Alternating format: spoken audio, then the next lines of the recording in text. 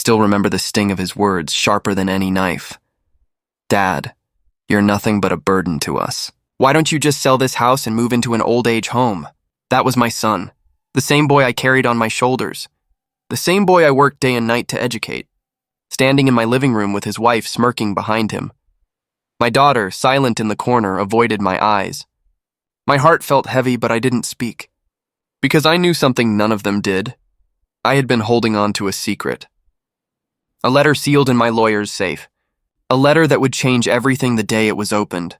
But at that moment, all I could do was stand there trembling, listening to my own flesh and blood dismiss me as though I was worthless. Dad, the truth is, we don't need you. What we need is the house. Just sign the papers and stop making things difficult. His wife's voice dripped with venom, and my son nodded in agreement. I looked at my hands, old and wrinkled, the same hands that had built every brick of this house with sweat and sacrifice. And now, they wanted me gone. I smiled faintly, because betrayal from your own children cuts deepest. But I kept my silence. Not because I was weak, but because sometimes silence is the sharpest weapon. Little did they know, the will had already been written. And when the lawyer read it, their laughter would turn into gasps and their greed into regret. But before I tell you about that day in the lawyer's office, let me take you back. Let me show you how everything unfolded, how a family that once laughed around the dinner table turned into strangers fighting over money, property, and pride, because betrayal doesn't happen in one day. It builds slowly like a storm gathering in the distance, until it finally breaks. And when it broke in my family, it shattered everything. I wasn't always a lonely old man sitting in silence, watching my children argue over what wasn't theirs yet. No, once upon a time, this house was alive with laughter. I built it with my bare hands, brick by brick, after years of working in the city. Every paycheck, every drop of sweat, went into making sure my family had a roof over their heads and a future they could count on. My son Raj was my pride. When he was little, he would run through these hallways barefoot, calling out, "Papa, catch me!" I swore I would give him the life I never had. I sent him to the best schools, even if it meant skipping meals myself. Then there was my daughter, Annika. Sweet, gentle, always helping her mother in the kitchen. She was the one who would sit with me when I came home late from work, asking, "Papa, are you tired? Should I bring you water?" My heart would melt every time. When Raj married Nisha, I welcomed her with open arms. I thought our family was growing, that my children would take care of me the way I had taken care of them. For a while, it seemed that way. The dinners were warm, the conversations light. I would sit at the head of the table, proud of what I had built. But slowly, things began to change. Raj stopped talking to me about work. Nisha began making decisions in the house as if it was hers alone. Annika, though married and living nearby, still visited often. She would notice the small shifts too. The way Nisha rolled her eyes when I asked simple questions. The way Raj avoided me when I spoke of family traditions. I told myself it was just adjustment. That all families change after marriage, but deep inside, a quiet unease grew. One night, as I walked past their room, I heard Nisha whisper sharply to Raj, "Your father still thinks this house is his. When will he understand that soon everything will be ours?" My chest tightened. My son didn't argue. He didn't defend me. He just stayed silent, and that silence was louder than any words he could have spoken. But that was only the beginning. At first, it was little things. Nisha would mock my old habits. If I saved money in a jar, she would laugh, "Uncle still thinks coins will build wealth." I tried to ignore it. Respect doesn't vanish overnight, I thought. Maybe she was just being playful, but then Raj joined in. When I asked him about his job, he sighed, "Papa, you won't understand these things. The world has changed." I looked at him, my own son, speaking to me like I was some outsider. Soon after, the arguments about money began. I would give Anika small amounts whenever she visited, just as any father would. Nisha noticed and snapped, "Why are you wasting money on her? She's married. This house and these savings should be for Raj. Raj didn't stop her." He nodded.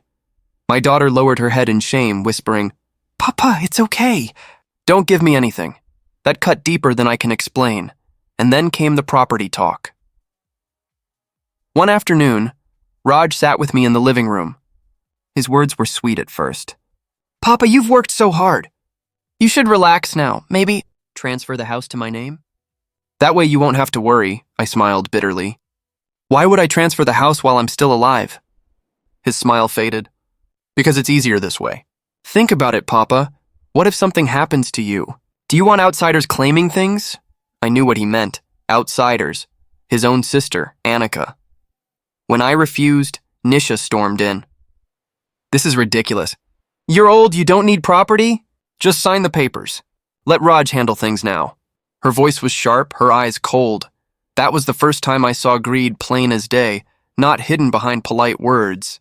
And yet, what they didn't know was that I had already visited a lawyer months ago, but I kept that secret close. For now. The weeks that followed were unbearable. Raj and Nisha stopped hiding their intentions. They would leave property documents on the dining table, casually sliding them toward me with a pen. Just sign here. Papa, Raj would say, pretending it was routine. When I refused, Nisha's taunts grew sharper. Why are you so stubborn? Do you want us to struggle while you sit here uselessly? One evening, I overheard them speaking in the garden. Nisha hissed, We can't wait forever. If he doesn't sign willingly, then we'll find another way. He's old, he won't even know what he's signing. Raj muttered something I couldn't hear, but the next morning he came to me again with documents. His voice was firm this time. Papa, it's for your own good. Stop resisting. I looked at my son, the boy I once carried on my shoulders, now trying to strip me of everything I had worked for. I didn't yell. I didn't argue. I just folded the papers neatly and placed them back in his hands. Not today, Raj. He glared at me, his jaw tight, and for the first time, I saw not my son, but a stranger, and in that moment I realized the storm was no longer coming. It had already arrived, but little did they know. I had prepared for this storm long before it broke. The real pain of betrayal is not when strangers hurt you. It's when your own blood treats you like you're invisible. It was a Sunday afternoon. I had invited a few old friends over for tea, men who had stood by me through my working years. We sat in the living room sharing laughter, remembering old times. For a moment, I felt alive again. Then Raj walked in, his face tight with irritation. Papa, why are all these people here? This isn't a guest house. I was stunned. My friends looked at each other uncomfortably. I forced a smile. Beta, they are my old colleagues. We were just catching up. Before I could finish, Nisha stormed in from the kitchen. Old colleagues? Or beggars looking for free tea? Do you know how expensive groceries are these days? And you bring half the town here to eat? Her words cut like glass. My friends shifted in their seats, embarrassed. One of them, Sharmaji, whispered, We should go. I wanted to stop them, to save my dignity, but they stood up quietly and left. I watched them walk out of the gate, their heads lowered, my heart sinking with every step they took. Raj didn't even apologize. He just shrugged and muttered, You need to stop living in the past, Papa. Times have changed. I wanted to scream, to remind him that everything he owned, every comfort he enjoyed, came from my sacrifices. But instead, I sat silently in my chair, staring at the empty cups on the table. That night, Annika came over. She held my hand gently and whispered, Papa, I saw Sharma uncle outside. He told me what happened. Don't take it to heart. You know your worth. I nodded, though inside I was broken. I never thought my own son would shame me in front of the people who had once respected me. But that was only the beginning of the humiliation. Because soon, it wouldn't just be in front of friends, it would be in front of the entire family. And this time, I wouldn't be able to hide my pain. A month later, it was Annika's birthday. I wanted to celebrate, even in a small way. I saved a little money, bought her a modest sari, and invited her and her husband for dinner. The house smelled of spices and sweets, just like old times. For a brief moment, it felt like family again. But then when I handed Annika the gift, Nisha's laugh pierced the air. What is this? Another cheap sari? Raj, look at this! Your father is wasting money again. Raj looked at the sari with disgust. Papa, why are you giving her things? She's married now. Her husband should take care of her, not you. Annika froze, her eyes brimming with tears. She whispered, Paya, please don't say that. But Raj didn't stop. His voice grew louder. Do you even realize how hard it is for us? And you're still playing the generous father? You act like you're some rich man, but the truth is you're living under my roof. I couldn't believe what I was hearing. Your roof? I asked, my voice shaking. Raj, this house, I built it with my own hands. Long before you were even born, the room went silent. For a moment, I thought my words might bring him back to his senses. But Nisha stepped in, smirking. Yes, but times change. What's the point of holding on to the past? This house belongs to the future now. Our future. I saw Annika's hands trembling as she held the sari. Her husband stood silently, ashamed, not knowing what to say.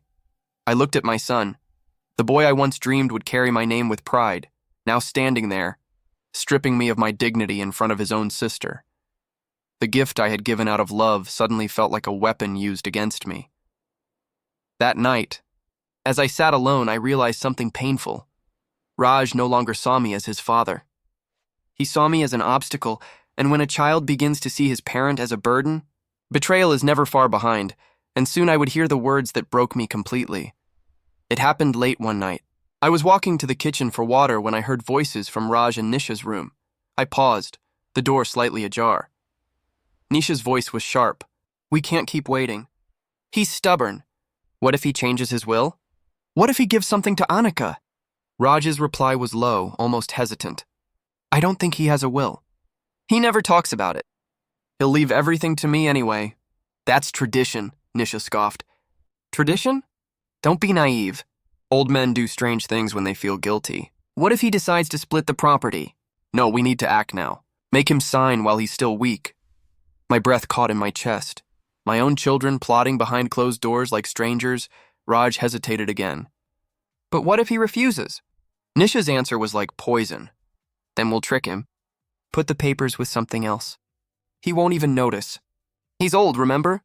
I pressed my hand to the wall, my heart racing. The boy I had raised, the boy who once held my hand crossing the road, was now planning to deceive me. I wanted to burst into the room, to shout, to confront them. But I didn't. Instead, I stepped back into the shadows. Because that night, I realized something far more important than their betrayal. I could no longer wait. It was time to call my lawyer, and that decision would change everything. There's a certain pain no parent should ever feel, the pain of being treated like an outsider in the very house they built. It began with small exclusions. Raj and Nisha started redecorating the house without even asking me. The curtains, the furniture, even the family photos on the wall. One by one, they disappeared. One afternoon, I walked into the living room to see them hanging a huge new painting. My wedding photo, the one of me and my late wife, was missing. Where is the picture that was here? I asked. Nisha turned, her smile thin. Oh, that old photo? We put it in the storeroom. The house needs a modern look now. Her words stabbed me. That photo wasn't just a decoration. It was a memory, a piece of my life, of my wife who had stood by me through every struggle. But Raj didn't protest. He just stood there, adjusting the frame as if nothing was wrong. Then came the biggest blow. One evening, I went to my room only to find my belongings piled outside the door. Raj stood there, his arms crossed. Papa, Nisha and I need more space. We're turning this into a study room.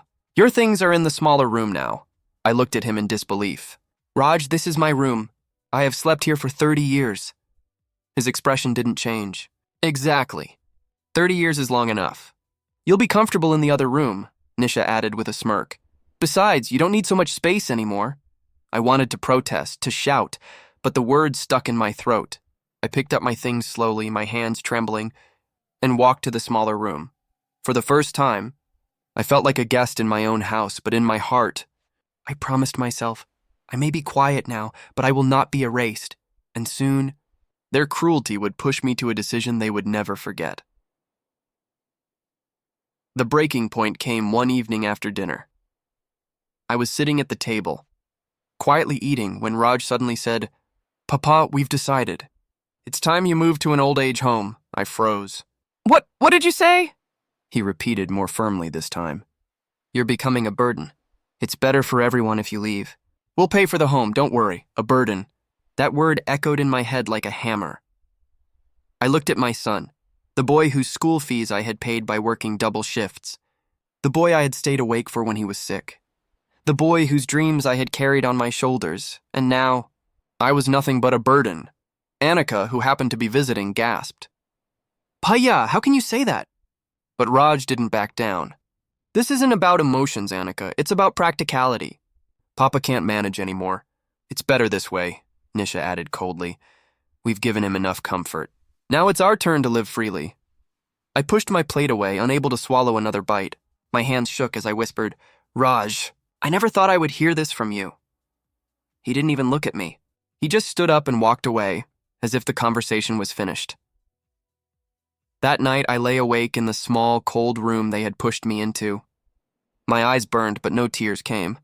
The pain was too deep for tears, and then I remembered Nisha's words from weeks ago, her fear that I might change the will.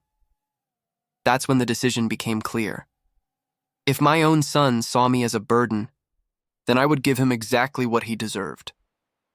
The next morning, I went to see my lawyer. The lawyer, Mr. Khanna, had been my trusted friend for years.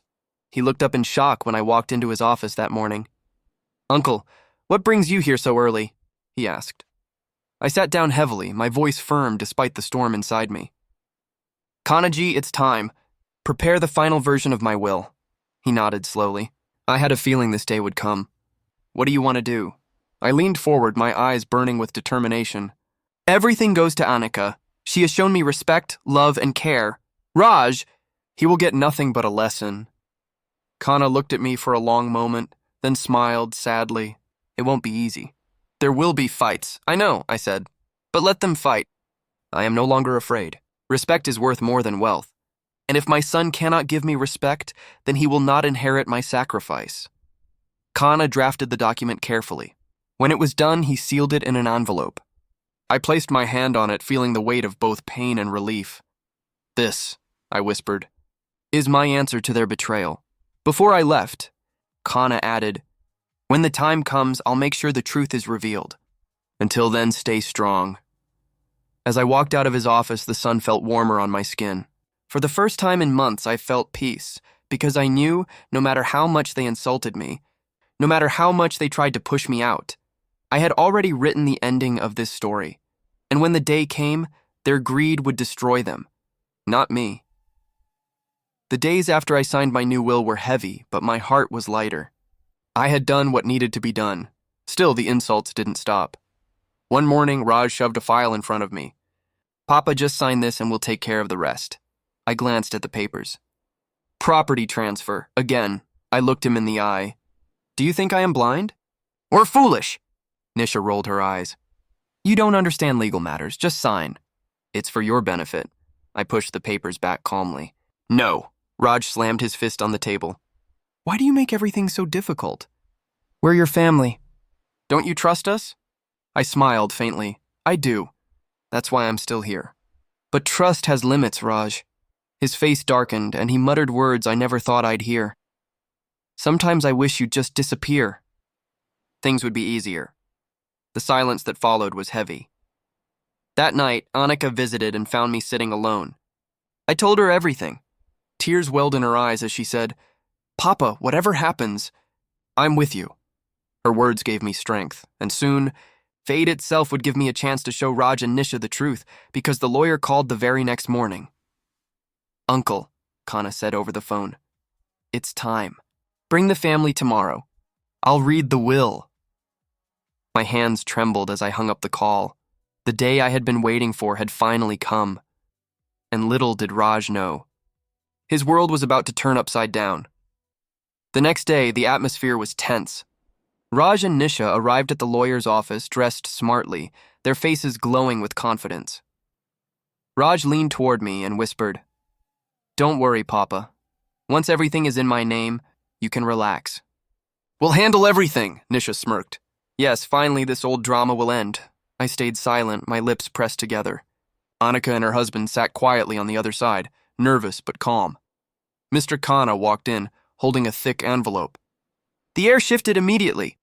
Let's begin, he said, placing the document on the table.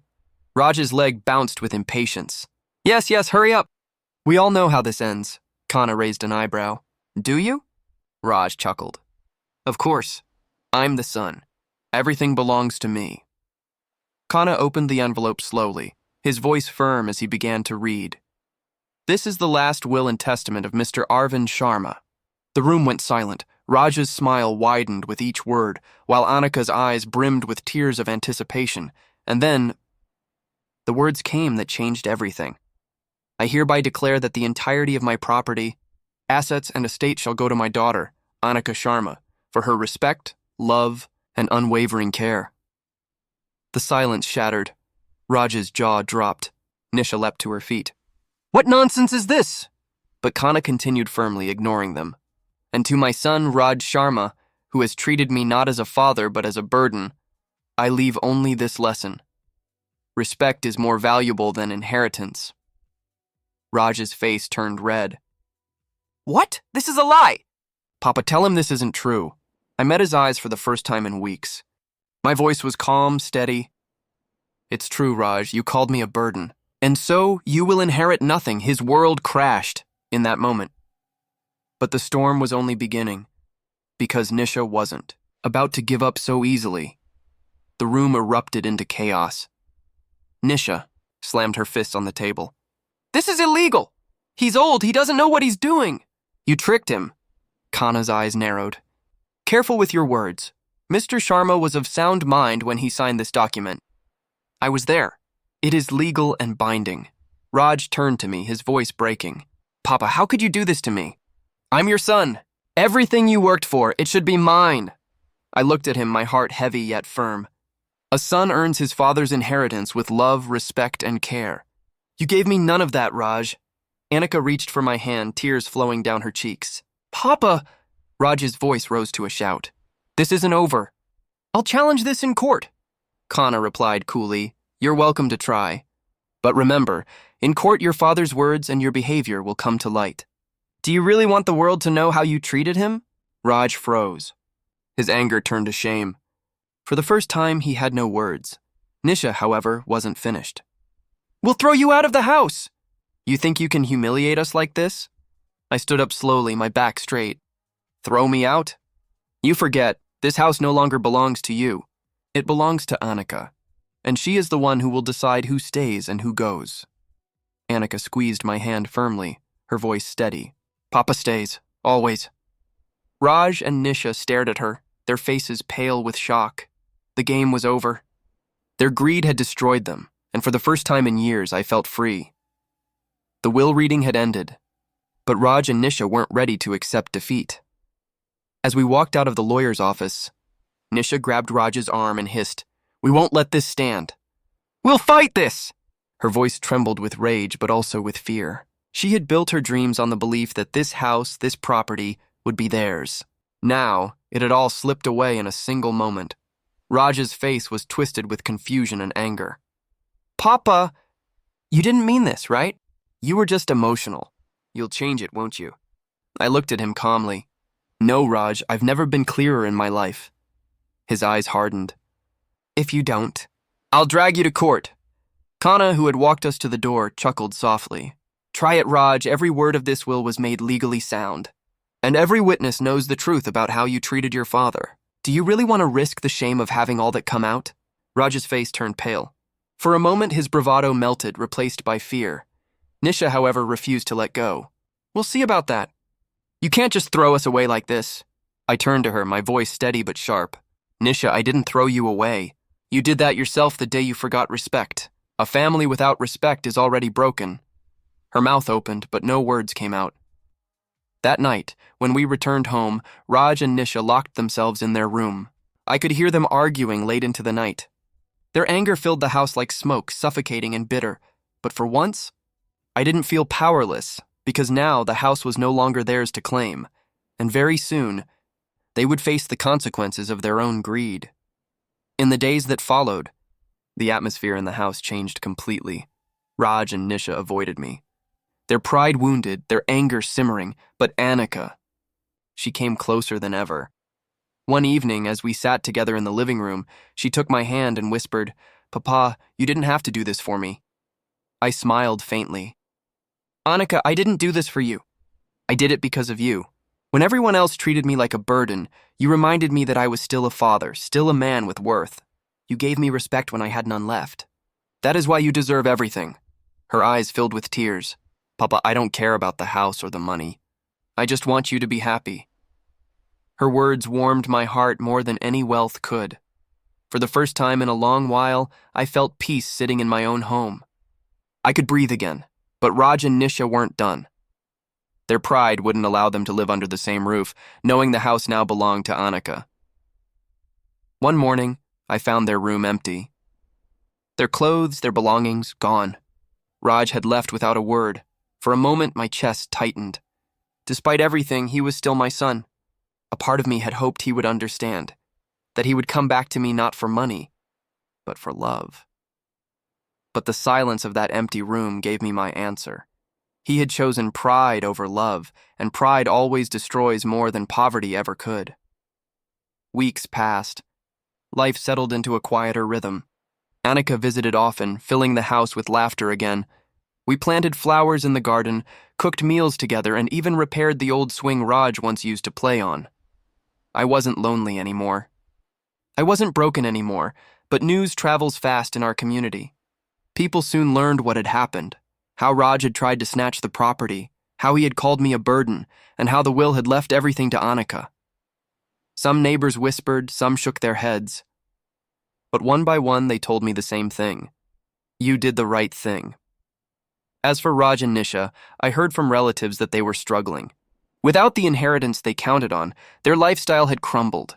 They even tried to sell lies about me to distant family members. But the truth had already spread. Respect, once lost, is almost impossible to regain. One evening, as I sat on the veranda watching the sunset, I thought about my son.